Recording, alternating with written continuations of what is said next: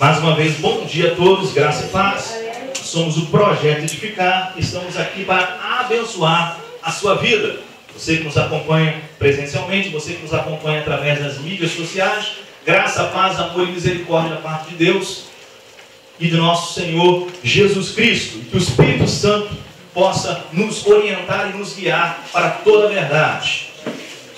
Nós estamos na nossa série de mensagens, A Cruz de Cristo, chegando na nossa quinta semana. Nossa série de mensagens, A Cruz de Cristo, que é baseada na Bíblia Sagrada e na série do meu querido pastor Ed Henriquewitz, A Velha História de Jesus e Sua Cruz.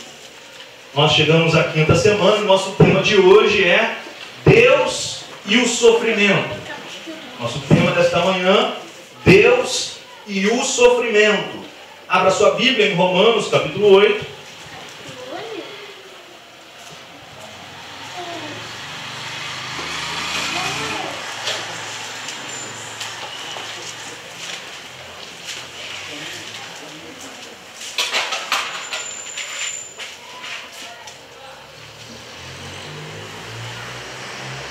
Romanos, capítulo 8, versículos 18 ao 39.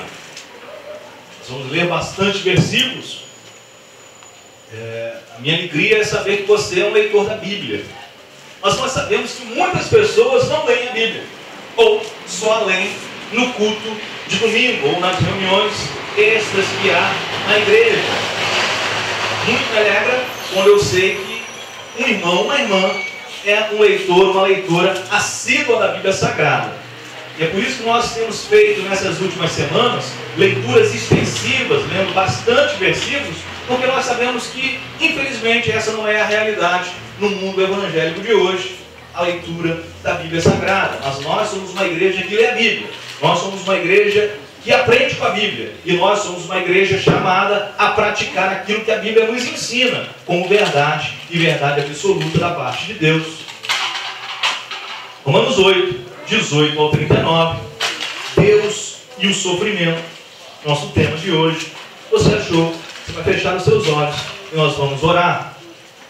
Santo Deus, mais uma vez estamos diante de Ti, da Tua Palavra e diante da Tua revelação graciosa e bondosa. Leva-nos, Senhor, a compreender as Tuas verdades no meio do sofrimento, no meio das lutas, no meio da dor, no meio das afrontas, no meio das dificuldades. Leva-nos, Senhor, a compreender o Teu amor, o Teu perdão, a Tua justiça, a Tua graça, o Teu favor imerecido em nós, por nós e sobre nós.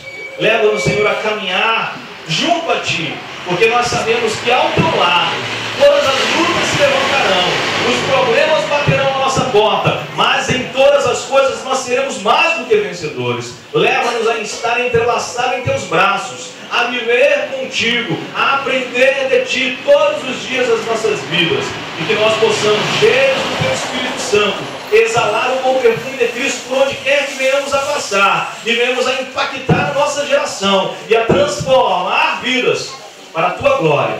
Assim oramos, em nome de Jesus. Amém e amém. Romanos 8, 18 ao 39. Diz a palavra: considero que os nossos sofrimentos atuais não podem ser comparados com a glória que em nós será revelada.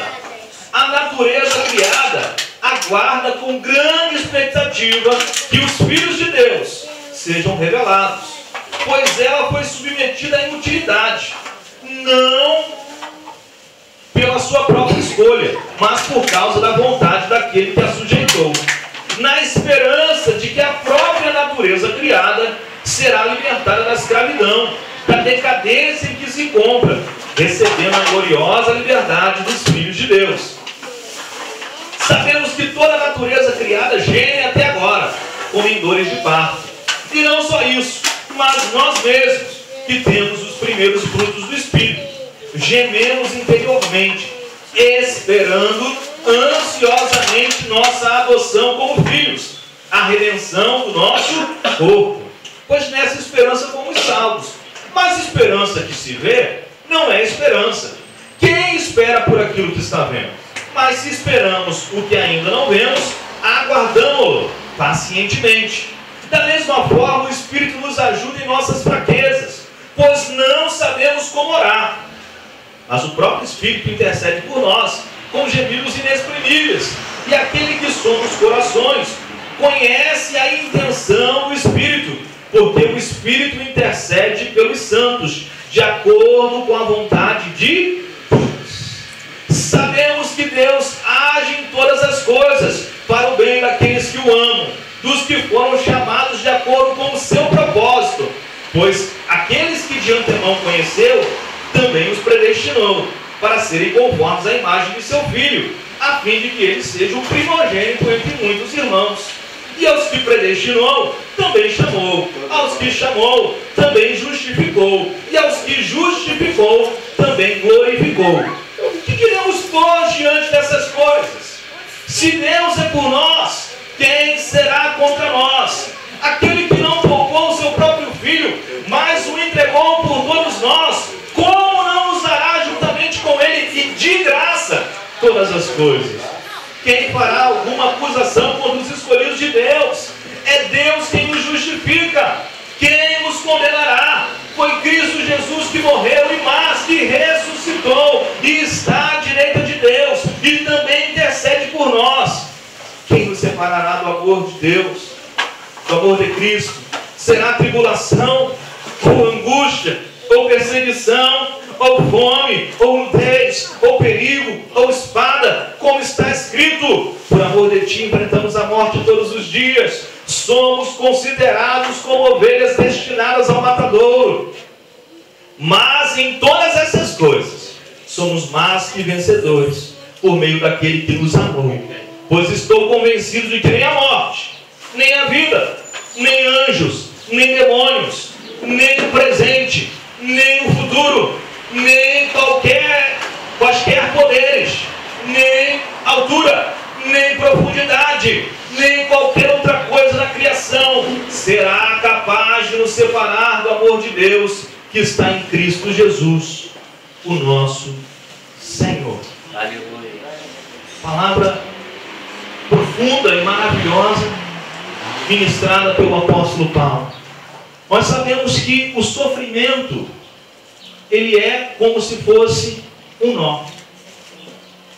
O sofrimento é como se fosse um nó.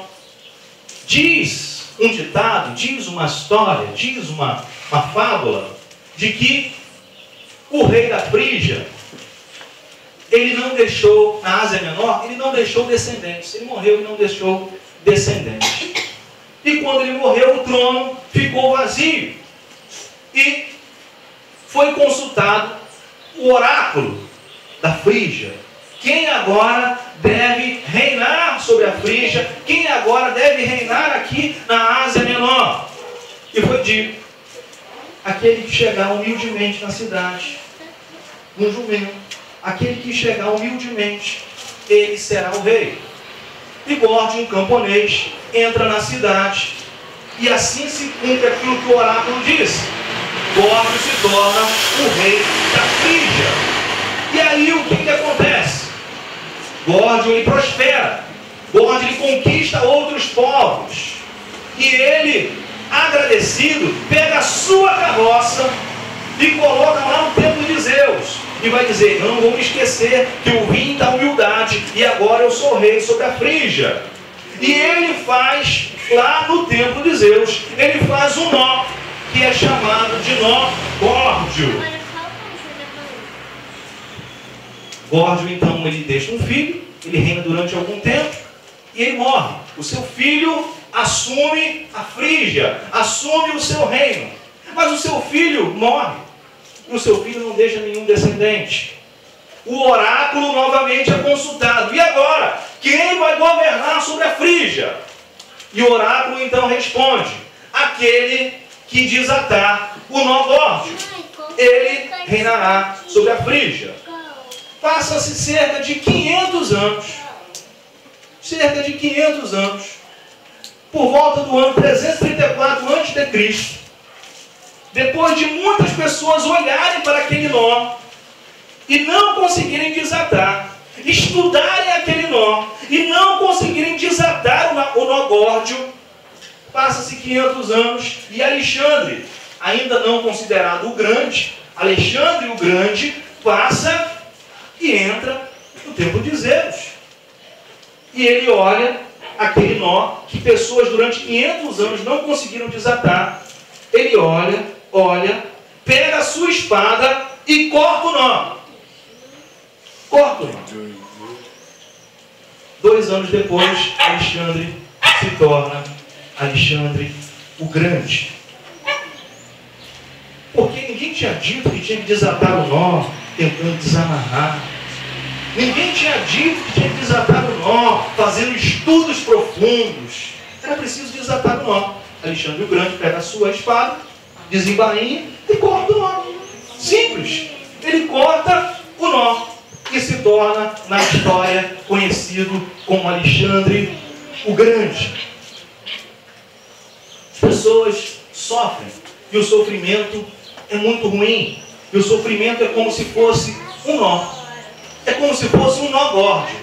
Que pessoas durante a vida inteira tentam resolver esse problema, mas não conseguem resolver esse problema porque o sofrimento machuca, o sofrimento dói, o sofrimento causa pânico e ninguém gosta de sofrer. E as pessoas durante a vida inteira, elas pensam que sofrem por terem culpa. Isso é muito da vida hebraica.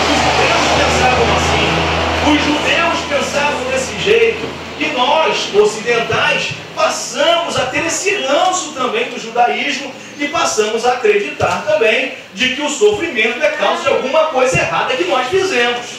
E nós começamos a pensar, se nós estamos sofrendo em algum momento da nossa vida, nós fizemos algo para merecer isso que estamos passando hoje. Alguma coisa eu fiz lá no passado, alguma coisa, aquela palavra que eu lancei lá naquela pessoa 20 anos atrás, aquela coisinha que eu deixei de fazer 18 anos atrás, é isso que está fazendo com que eu viva sofrendo hoje em dia. Eu sofro porque eu tenho culpa no cartório. E nós pensamos assim, pensamos que sofremos porque temos culpa no cartório. Outras pessoas dizem, você não vê? Jó era inocente. Era inocente e foi afligido pelo diabo. O diabo está afligindo a minha vida. O diabo pediu para cirandar comigo. O diabo pediu para bagunçar comigo. E eu estou sofrendo porque o diabo está fazendo isso comigo. Aí muitas pessoas pensam, não, você vê a imagem do servo sofredor. Não tinha beleza, não tinha formosura, era desprezado, foi ultrajado, foi humilhado. Você vê a imagem lá de Isaías 53, falando do servo sofredor. Jesus sofreu, ele sofreu muito. Ninguém queria ficar perto dele, os discípulos dele correram. Você está vendo? Eu tenho que sofrer também. Está vendo? Jesus, ele levou sobre si as minhas dores, as minhas enfermidades, mas ele sofreu e eu tenho que sofrer. E o povo judeu, o povo hebreu, ele começa a contrastar. Como é que pode um Messias esperado ser o servo sofredor? O sofrimento faz parte da dinâmica do ser humano, e o ser humano tem que sofrer mesmo. Não desmarca Romanos não, mas dá uma corridinha comigo lá para Salmos. Salmos de número 44.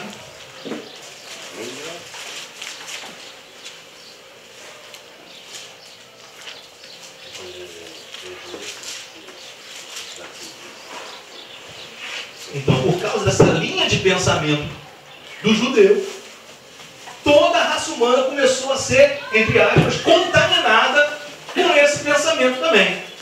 Temos que sofrer mesmo, porque ou sofremos porque temos culpa, ou sofremos porque estamos sendo cirandados pelo diabo, ou sofremos porque Deus quer que nós soframos, e o próprio filho dele sofreu, nós temos que sofrer também. E nós passamos a pensar isso.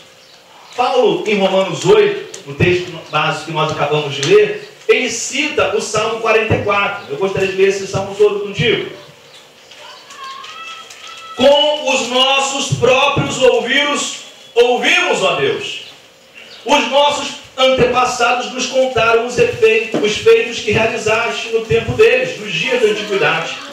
Com a tua própria mão expulsaste as nações para estabelecer os nossos antepassados, arruinaste povos e fizeste prosperar os nossos antepassados. Não foi pela espada que conquistaram a terra, nem pela força do seu braço que alcançaram a vitória. Foi pela tua mão direita, pelo teu braço, pela luz do teu rosto, por causa do teu amor para com eles. És tu, meu rei e meu Deus. És tu que decretas vitórias para Jacó. Contigo pomos em fuga os nossos adversários. Pelo teu nome pisoteamos os que nos atacam. Não confio no meu arco. Minha espada não me concede vitória. Mas tu nos concedes a vitória sobre os nossos adversários. E humilhas os que nos odeiam. Em Deus nos gloriamos o tempo todo e louvaremos o teu nome para sempre. Mas agora, olha só, o contraste. Meu Deus do céu, acabou de exaltar Deus. Acabou de engrandecer Deus. Acabou de dizer, Senhor maravilhoso que tu és para nós. Aí entra o bendito do mais.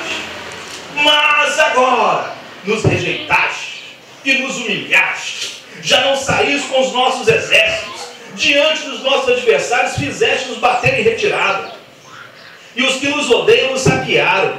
Tu nos entregaste para sermos devorados como ovelhas e nos dispersaste entre as nações. Vendeste o teu povo por uma ninharia, nada lucrando com a sua venda. Tu nos fizeste motivo de vergonha de nossos vizinhos, objeto de zombaria e menosprezo dos que nos rodeiam. Fizeste em nós um provérbio entre as nações. Os povos meneiam a cabeça quando nos veem. Sofro humilhação o tempo todo, e o meu rosto está coberto da vergonha, por causa da zombaria dos que censuraram e me provocaram, por causa do inimigo que busca vingança. Tudo isso aconteceu conosco sem que nós tivéssemos esquecido de ti, nem tivéssemos traído a tua aliança. Nossos corações não voltaram atrás, nem os nossos pés se desviaram da tua vereda. Todavia, tu nos esmagaste e fizeste de nós um covil de chacás, e de densas trevas nos cobriste. Se tivéssemos esquecido o nome do nosso Deus e tivéssemos estendido as nossas mãos a um Deus estrangeiro, Deus não o teria descoberto, pois Ele conhece os segredos do coração. Contudo, por amor de ti, enfrentamos a morte todos os dias. Somos considerados como ovelhas destinadas ao matador. Desperta, Senhor, porque dormes. Levanta-te, não nos rejeites para sempre, porque escondes o teu rosto e esqueces o nosso sofrimento e a nossa aflição. Fomos humilhados até o pó, nossos corpos se apegam ao chão. Levanta-te, socorre-nos, resgata-nos por causa da tua fidelidade. Aí nós começamos a ver nesse salmo a angústia do salmista. Nós não viramos o rosto para ti e o Senhor nos abandonou. O Senhor é bom com os nossos antepassados, com meu pai, com a minha mãe, com meu avô. O Senhor pode até ter sido bom, mas comigo não. Comigo eu só passo sofrimento, eu só passo dificuldades, só são lutas. E eu não te abandonei, eu não virei o rosto a ti, eu não te neguei, mas o Senhor me negou. E eu estou vivendo num sofrimento.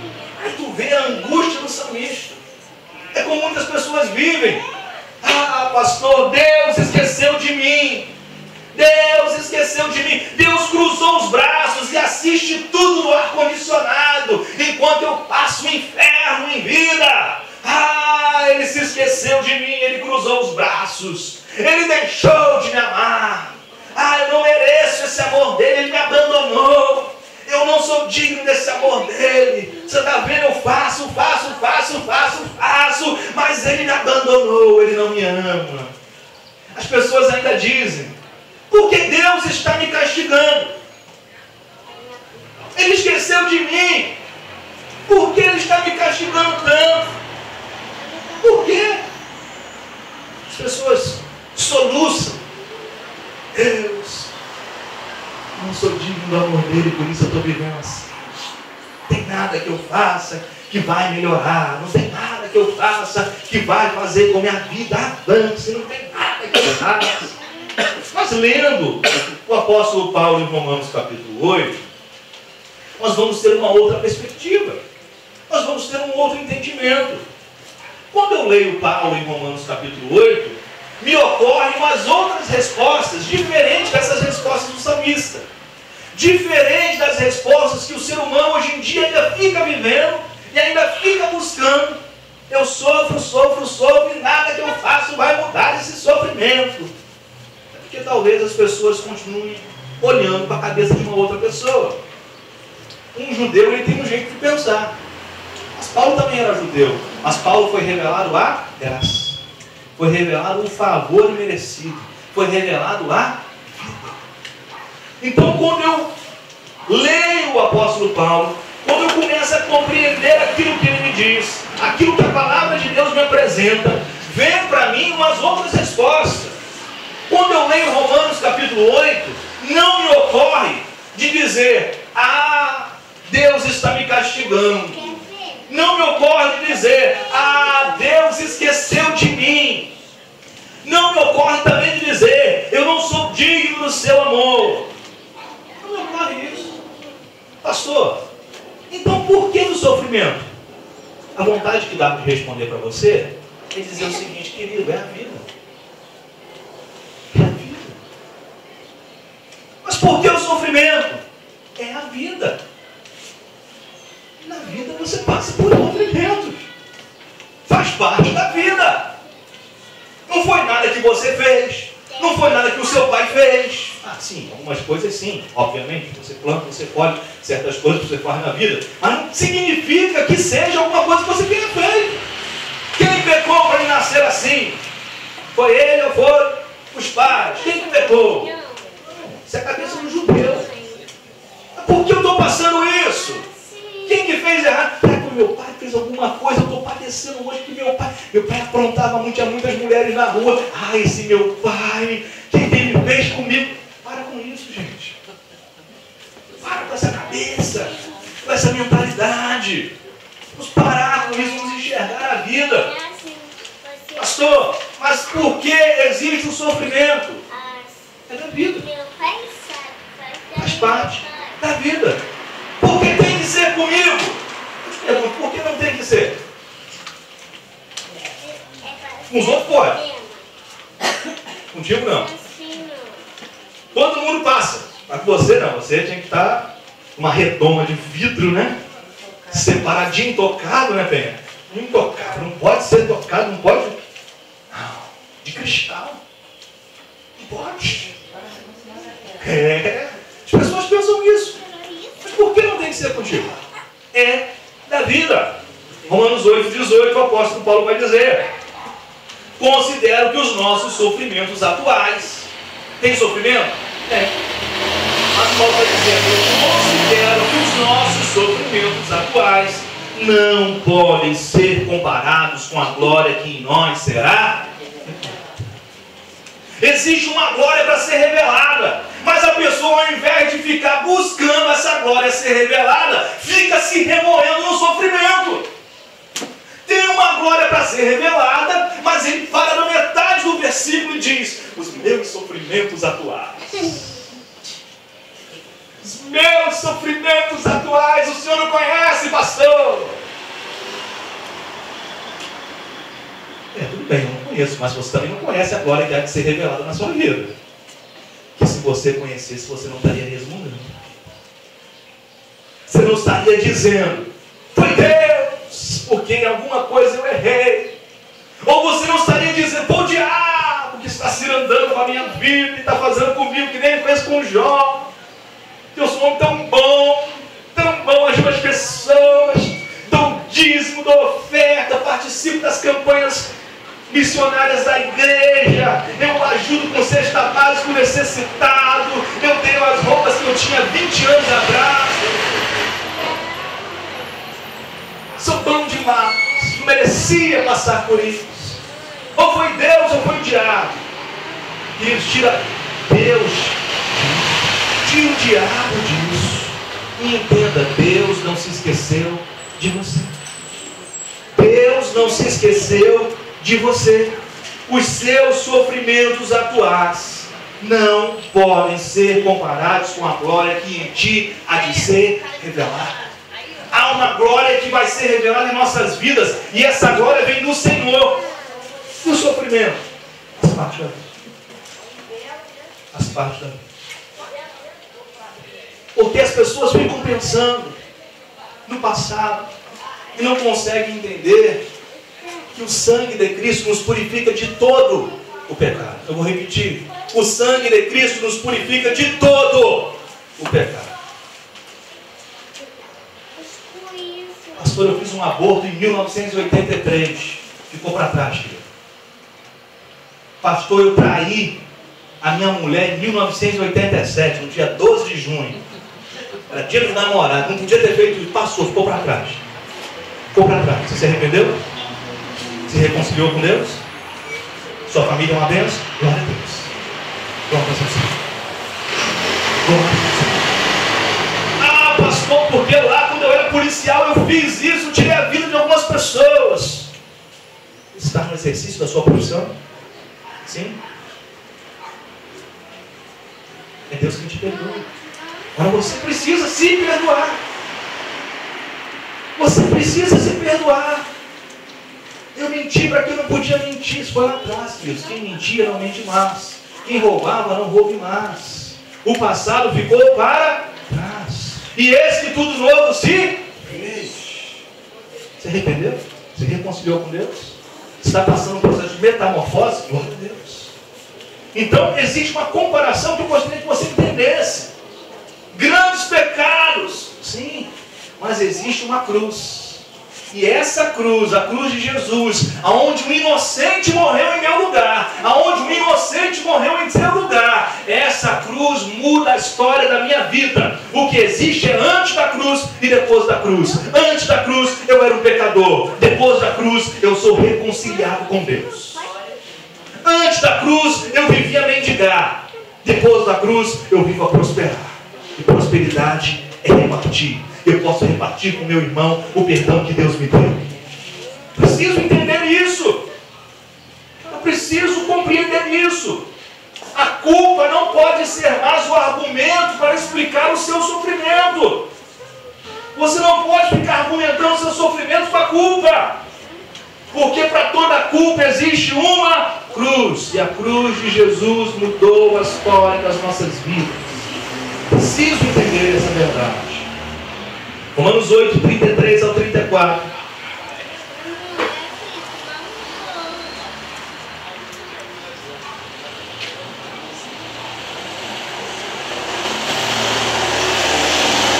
Diz a palavra: quem fará alguma acusação contra os escolhidos de Deus? Você é escolhido de Deus.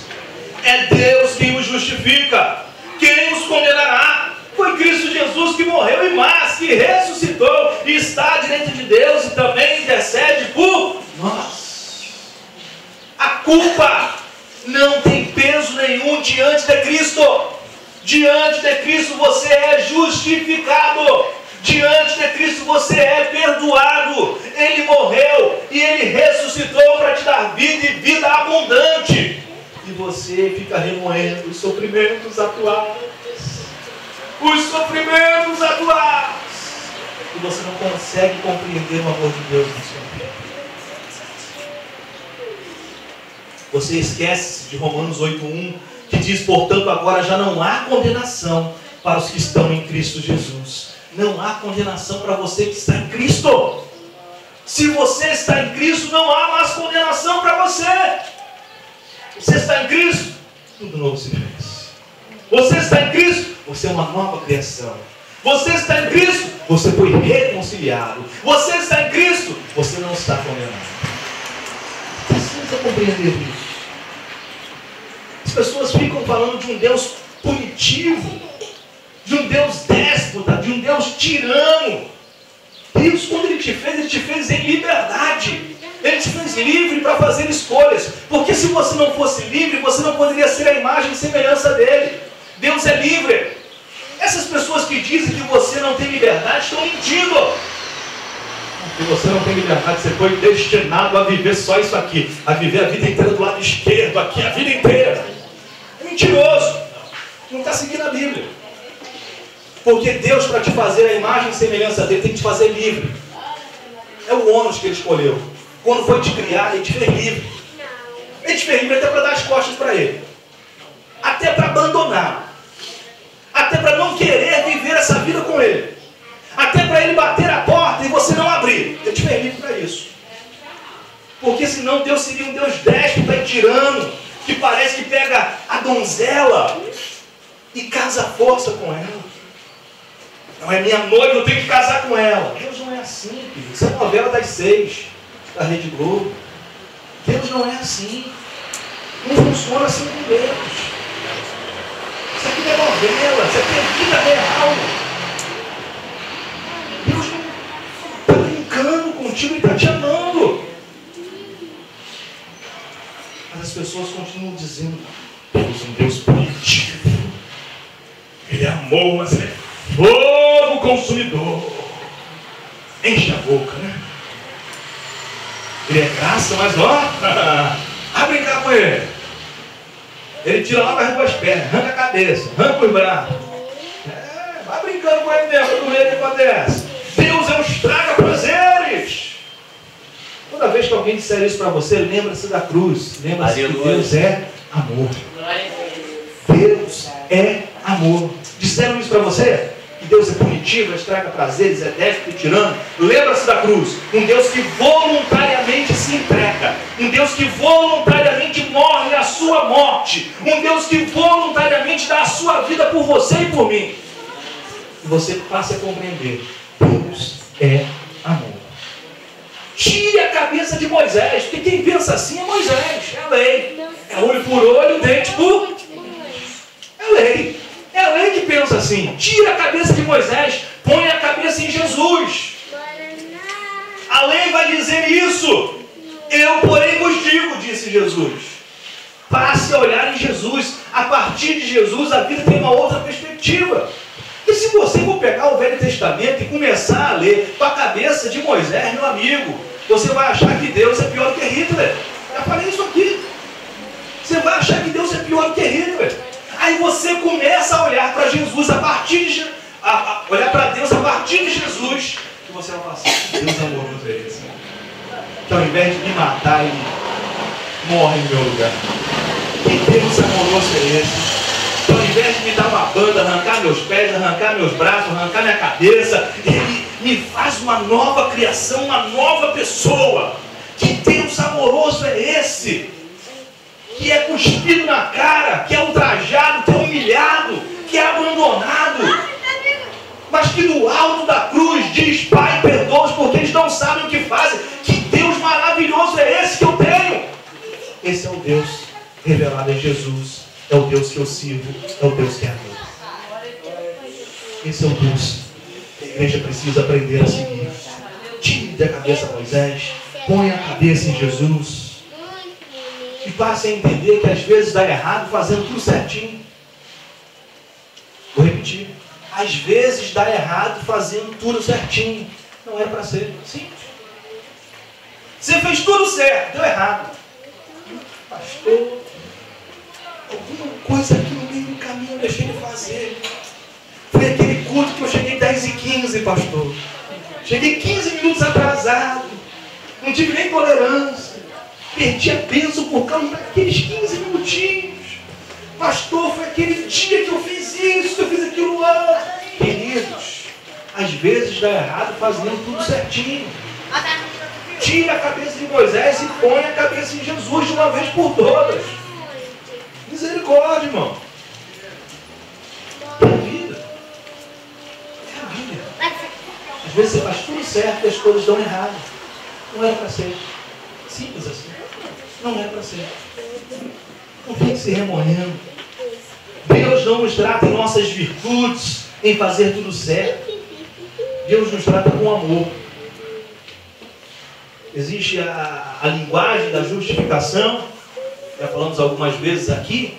E a gente ampliou até essa linguagem na nossa concepção. Então imagine só que você está no tribunal. E nesse tribunal tem um acusador, e o acusador é o diabo está lá te acusando, está lá apontando e dizendo: olha só o que fez, olha só o que ela fez, olha só o que ele fez, olha só o que ela fez. Mas nesse tribunal está Cristo, que advoga as nossas causas, que morreu a nossa morte, que ressuscitou para nos dar vida. E lá nesse tribunal também existe uma cruz. E o juiz é o Pai, Deus Pai.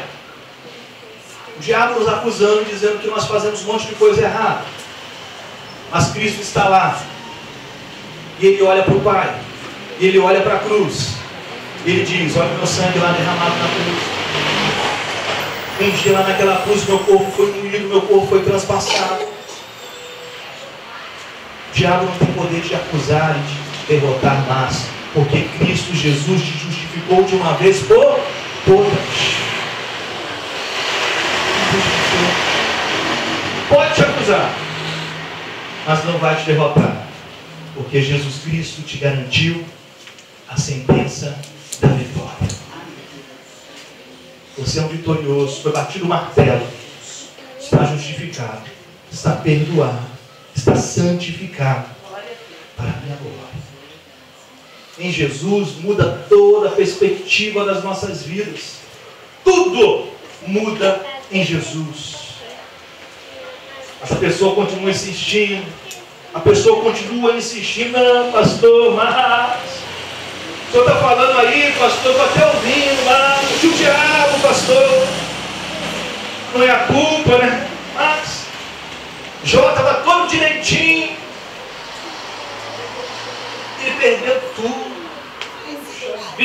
Lembra de Jó. Lembra dele. Lembra. Talvez está acontecendo a mesma coisa comigo, pastor. Queridos, vamos para a Bíblia. 1 de João, capítulo 3.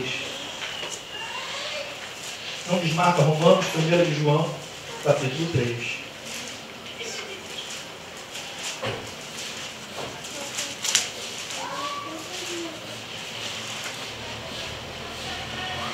Versículo 8.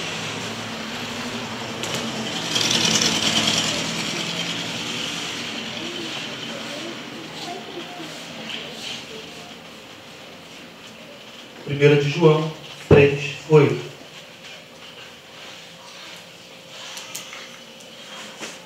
Aquele que pratica o pecado é do diabo, porque o diabo vem pecando desde o princípio.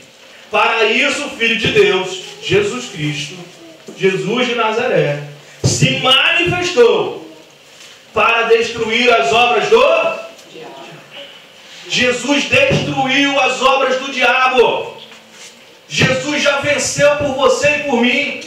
O império tirano do diabo não tem poder diante do império de amor, de graça, de sublimidade, de perdão e de vida de Jesus. Jesus, o Filho de Deus, se manifestou para destruir as obras do diabo. Você precisa entender a Bíblia. Você precisa compreender a palavra de Deus. A pessoa fica vivendo com medo do diabo porque não conhece a Bíblia. Fica vivendo desesperado com medo da escuridão, que o diabo pode aparecer, que o fantasma pode aparecer, que não conhece a Bíblia, gente. Que não conhece a palavra de Deus. Vai lá para Colossenses, volta um pouquinho. Colossenses, Gálatas, Efésios, Filipenses, Colossenses, depois de Filipenses, antes de 1 Tessalonicenses. Colossenses capítulo 2, versículo 15. O Filho de Deus se manifestou para destruir as obras do diabo. Nós já compreendemos isso. E agora nós vamos compreender uma outra verdade.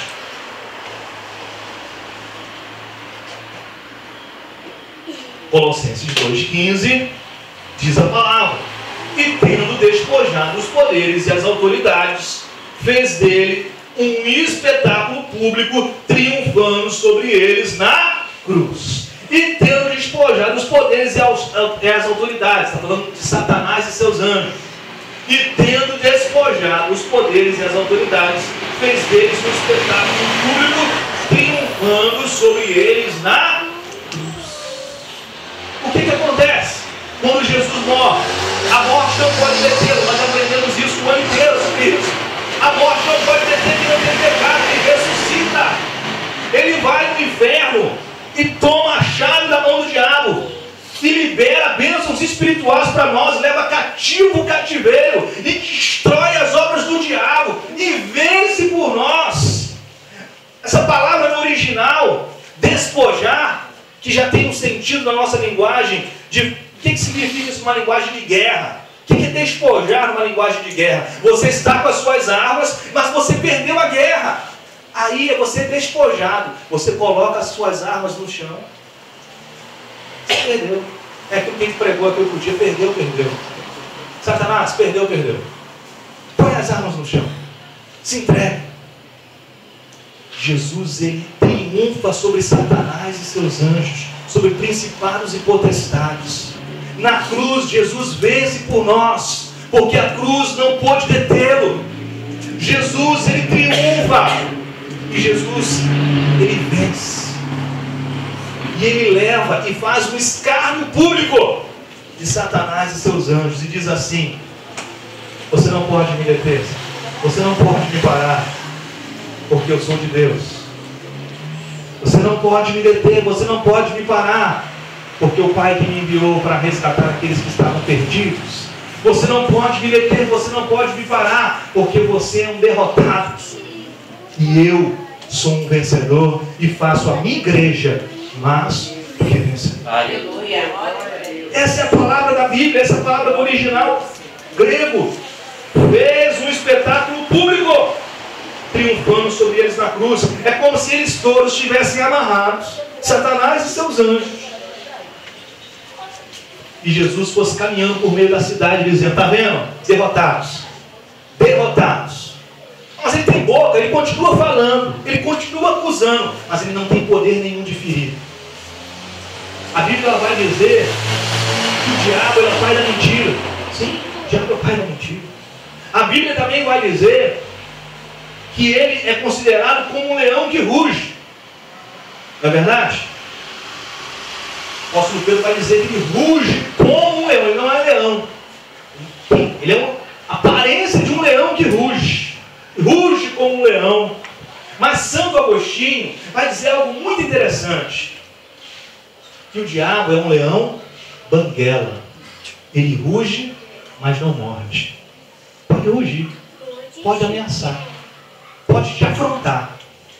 Mas ele é um leão banguela. Ele não tem poder de te ferir, porque você é nascido de Deus e o maligno não pode te tocar. Aleluia. Você precisa entender as verdades de Deus. Filho de Deus, Jesus se manifestou para destruir as obras do diabo. O diabo, ele perdeu o seu poder de nos destruir. O diabo, ele perdeu o seu poder de nos ferir. Ele pode continuar gritando. Ele pode continuar rugindo, ele pode continuar nos acusando, mas ele não pode te ferir. Mas o que pode então me ferir? É você mesmo. É a sua baixa autoestima, é a sua falta de fé, é a sua falta de esperança, é a sua falta de perspectiva, é o seu medo. É isso que pode te ferir.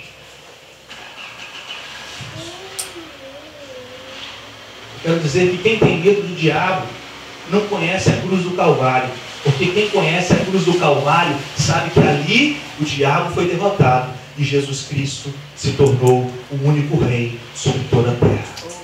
Glória a Deus. Precisa entender isso. Ah, pastor, mas Deus ele tem uns caminhos meio esquisitos, pastor. Deus ele tem uns caminhos assim que vai de um jeito até como entra por mim. Caminho pode ser. Deus é Deus, ele faz o que ele quer. A minha vida, a sua vida, pertence a Ele. Ele leva-nos para o caminho que Ele quer. Pode ser. Para os seus olhos, os meus olhos, sejam caminhos meio esquisitos. Mas Paulo vai dizer: não duvide jamais do amor dele por vocês. Não duvide jamais do amor dele por vocês. Não duvide. Romanos capítulo 8, versículos 35 ao 39.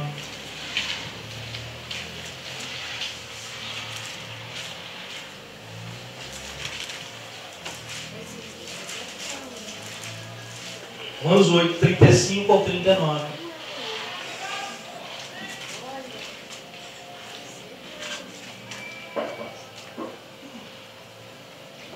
Diz a palavra: quem nos separará do amor de Cristo? Será a tribulação? Os caminhos estão esquisitos, são as tribulações. Será angústia? Que caminho estranho. Será perseguição? Será fome? Será nudez? Será o perigo? Será a espada? Como está escrito que amor de ti enfrentamos a morte todos os dias? Somos considerados como ovelhas destinadas ao matadouro. Será que é isso que vai nos afastar? Mas em todas estas coisas somos mais do que vencedores por meio daquele que nos amou. Porque eu estou convencido de que nem a morte, nem a vida, nem anjos, nem demônios, nem o presente, nem o futuro, nem quaisquer poderes, nem altura, nem profundidade, nem qualquer outra coisa da criação será capaz de nos separar do amor de Deus que está em Cristo Jesus, o nosso Senhor. Nada pode te separar do amor de Deus, meu irmão. Pode parecer meio esquisito o caminho, mas se é Deus que está te conduzindo, é caminho de vida e não de morte. Confie. Jesus te pergunta nesta manhã: por que você está tão aflito? Por que você está tão aflita? Talvez você responda: por causa do sofrimento. Por causa do sofrimento. Mas eu quero dizer que a carga do sofrimento é pior do que o próprio sofrimento. Que isso, pastor? A carga do sofrimento é pior do que o próprio sofrimento? Não entendi direito, não. Sofrimentos são... O luto é um sofrimento. Você contar de luto, você perdeu um ente querido, você perdeu um amigo, você perdeu alguém próximo a você, você está de luto, você está sofrendo. Você perdeu um namorado, você perdeu uma namorada, você perdeu um dinheiro, você sofre. Você sente alguma dor física, você sofre. O sofrimento machuca de fato, mas a carga do sofrimento é pior do que o próprio sofrimento. O que é isso? Achar que é Deus que está punindo você é pior do que o próprio sofrimento. Achar que Deus deixou o diabo se andar contigo é pior do que o próprio sofrimento. Achar que não é amado por Deus é pior do que o próprio sofrimento. O sofrimento é horrível, mas a carga desse próprio sofrimento é pior ainda. Mas Jesus, Ele vem, Ele morre, Ele tira o castigo. Lá na cruz Ele desarma o inferno. Lá na cruz Ele mostra o coração do Pai por você e por mim. Lá na cruz Ele revela o seu amor por você e por mim. E Ele diz para você e para mim: eu te amo. Romanos 5:8, para terminarmos.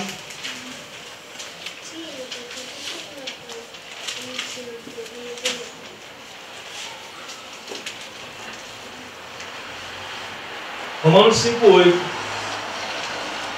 diz a palavra: mas Deus demonstra seu amor por nós. Cristo morreu em nosso favor quando ainda éramos pecadores. Se Ele morreu por nós quando nós ainda éramos pecadores, imagine agora que nós já fomos justificados pelo seu sangue. Imagine agora que nós já fomos justificados pelo seu sacrifício vicário. Imagine agora que nós já fomos reconciliados com o Pai. Se Ele morreu na nossa morte, sendo nós ainda pecadores, imagine agora. Ele nos ama e nos ama muito. Tire da cabeça que alguma coisa errada que você fez está te causando dor e sofrimento. Tire da sua cabeça que é Deus que está querendo te castigar. Tire da sua cabeça que é o diabo com permissão de Deus que está aprontando contigo. Tire da sua cabeça isso. Olhe para a cruz. Olhe para o amor de Jesus. E olhe para a vida que Ele te oferece. Pastor, mas o sofrimento é a vida. É a vida. Você vai passar. Você vai passar. Você vai passar. Mas se coloque disposto a não só passar, se coloque disposto a ajudar alguém a passar pelo sofrimento. Vou terminar com uma citação de James Houston.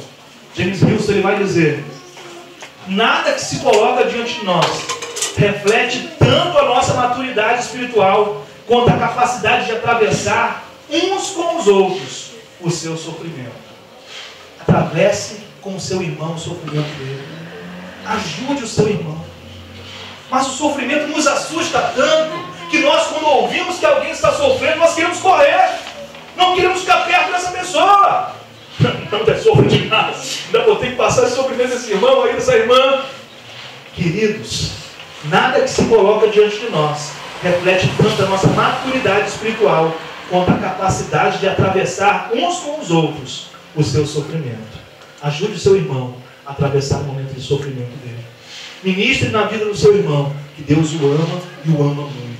Ministre vida com a sua qualidade de vida que foi dada pelo próprio Cristo, quando derramou todo o seu amor por você e por mim. Seja um instrumento da justiça de Deus. Seja um agente de Deus para construir novos céus e nova terra e para fazer tudo novo na vida do seu irmão e o seu irmão na sua vida, uns com os outros, todos os dias, dia após dia, hora após hora, para a glória de Deus Pai, em nome de Jesus. Amém.